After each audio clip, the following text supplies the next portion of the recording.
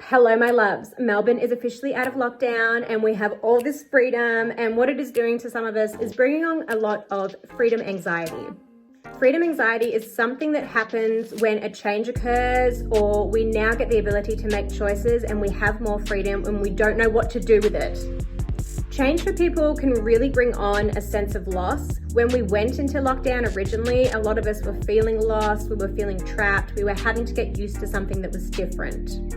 The brain really remembers that, so now that we are going through another change and another flip, sometimes it can again trigger that lost feeling or trigger a feeling of being out of control.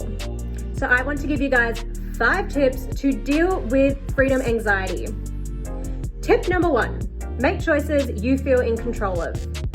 If you're someone that doesn't like change or is a little bit indecisive or likes someone else making choices for them, it can be really easy to feel out of control when change occurs. So really focus on things you can control when it comes to making choices now that restrictions have lifted. Tip number 2, get back into a familiar routine. As humans, we really like what is familiar. Our brain thrives off it, our body thrives off it, we thrive off it. So go and do things that you used to do before this lockdown happened. That might mean going to the same coffee shop, going for a walk in the same place every morning, visiting a friend that you used to visit every Thursday afternoon after school, whatever it is that was part of your routine before these restrictions came in, get back to that routine bit by bit so that you start to feel more confident with change and more confident with coming out of our shells. Tip number 3, go to places where you feel secure. Just because things have opened up again, it doesn't mean that you have to travel an extra hour to that new cafe that you saw on Instagram while you were in lockdown. Go to places that you know. If you're feeling anxious when it comes to having this freedom, making these choices and going through this change again, just go to places that you have been before so you automatically feel comfortable when you walk in.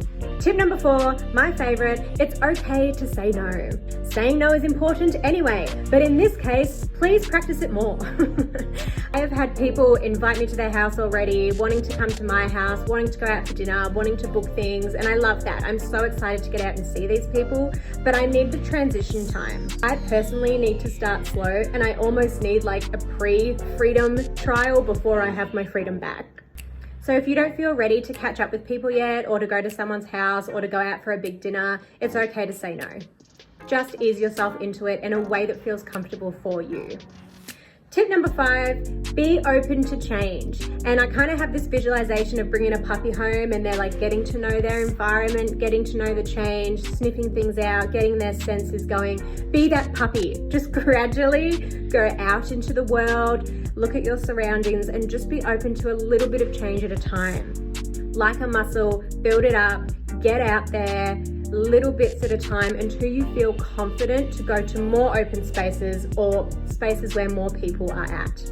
If you're not feeling freedom anxiety, you are a boss. If you are feeling freedom anxiety, you are still a boss, and hopefully these tips can help you out. If this helped you out, please leave a comment below, share it with someone who you feel is also having a bit of freedom anxiety. I know that I am, and I'm sure that other people out there are as well. That's it for me, guys. Sending you so much love. Mwah. I will see you soon.